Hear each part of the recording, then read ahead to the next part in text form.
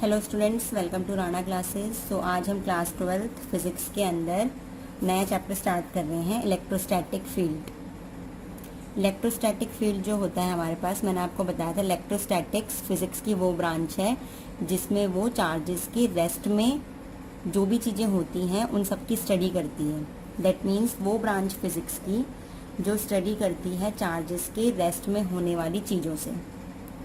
तो अब हमें आज पढ़ना है, जो हमारा आज का टॉपिक है वो है इलेक्ट्रिक फील्ड। इलेक्ट्रिक फील्ड होता क्या है, सबसे पहले ये देखेंगे। तो हमारे पास अगर कोई भी चार्ज पार्टिकल है, वो चार्ज पार्टिकल हो सकता है पॉजिटिव चार्ज हो सकता है नेगेटिव चार्ज हो। तो हमें पता है कि चाहे वो पॉजिटिव चार्ज हो चाहे वो नेगेटिव चार्ज हो, वो अपने आसपास अगर कोई चार्ज मौजूद होगा तो उस चार्ज के ऊपर फोर्स लगाएगा। ये हमने कूलम्स लॉ से पढ़ा है। तो अब वो उसके ऊपर फोर्स लगाएगा, दो टाइप्स की फोर्स लगा सकता है। या तो फोर्स होगी रिपल्शन फोर्स, ठीक है, रिपल्सिव फोर्स, या फिर फोर्स होगी अट्रैक्शन की फोर्स, अट्रैक्टिव फोर्स।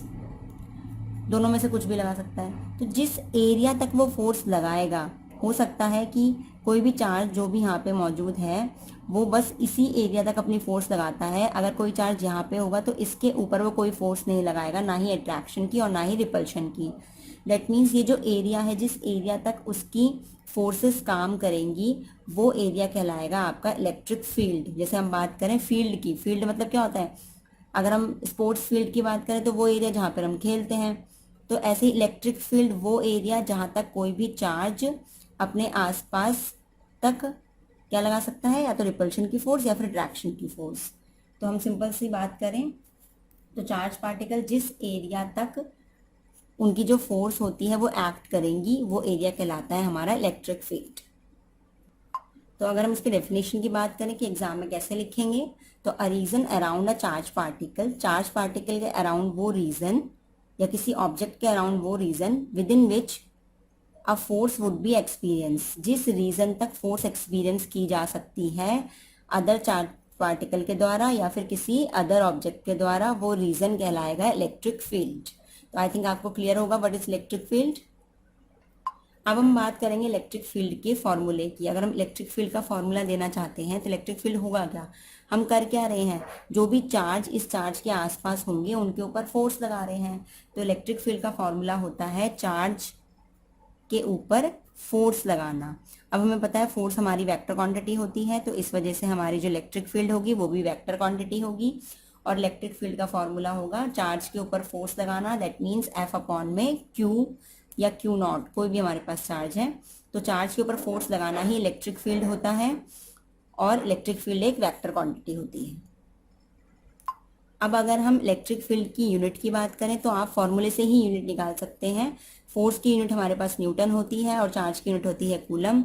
तो हमारे पास इलेक्ट्रिक फील्ड की यूनिट हो जाएगी न्यूटन पर कूलम।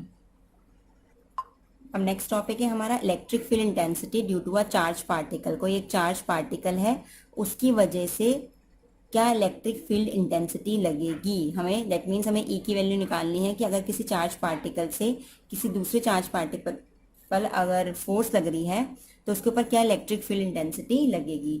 तो हमने मान लिया कि हमारे पास एक चार्ज पार्टिकल है Q, ये O पॉइंट पे है, और एक दूसरा चार्ज पार्टिकल है जो हम टेस्ट चार्ज कहते हैं, जिसे हम हमेशा Q नॉट से डिनोट करते हैं, और टेस्ट चार्ज को हम हमेशा पॉजिटिव चार्ज ही लेते हैं, कंसिडर करते हैं।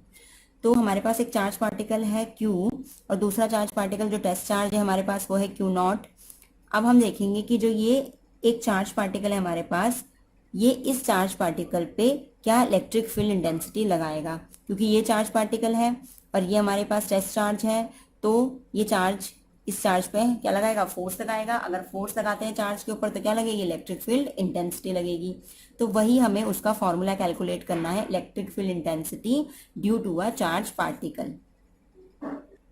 तो अब सिंपल सा अगर हम इसमें लगा दें कूलम्स लॉ। कूलम्स लॉ क्यों लगाएंगे, बिकॉज हमें ई अगर निकालना है तो ई का फॉर्मूला होता है एफ अपॉन क्यू नॉट। ठीक है, तो सबसे पहले हमें फोर्स चाहिए होगी। फोर्स को अगर हम क्यू नॉट से डिवाइड करेंगे तो हमारे पास आ जाएगा ई। तो अब फोर्स निकालेंगे, फोर्स हम कूलम्स लॉ से निकालते हैं। तो अगर हम कूलम्स लॉ की यहाँ पे हेल्प लें तो कूलम्स लॉ हमारे पास होता क्या है, F is equals to 1 upon में 4 पाई एप्सिलॉन नॉट, ये वाला चार्ज और ये वाला चार्ज Q1 Q2 होता है, that means product of charges, तो Q into Q not upon में आर स्क्वायर। अब क्योंकि हम यहाँ पे क्या कर रहे हैं, वेक्टर उसमें ले रहे हैं, तो ये तो मैग्नीट्यूड है पूरा का पूरा, और साथ में हम क्या लिख देंगे, डायरेक्शन, क्योंकि इनके बीच की डिस्टेंस हमने क्या ले ली है, आर ले ली है।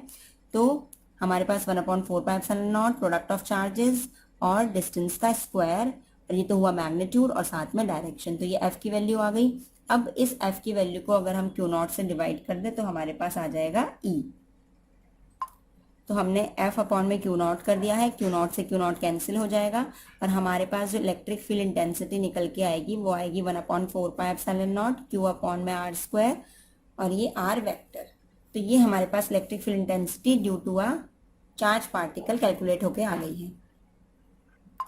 तो आज के लिए हम यहीं तक रखते हैं, नेक्स्ट वीडियो में हम आगे करेंगे। नेक्स्ट वीडियो में हम इलेक्ट्रिक फील्ड लाइन स्टार्ट करेंगे। अगर आपको वीडियो पसंद आए तो वीडियो को लाइक, शेयर और चैनल को सब्सक्राइब करना ना भूलें। Thank you.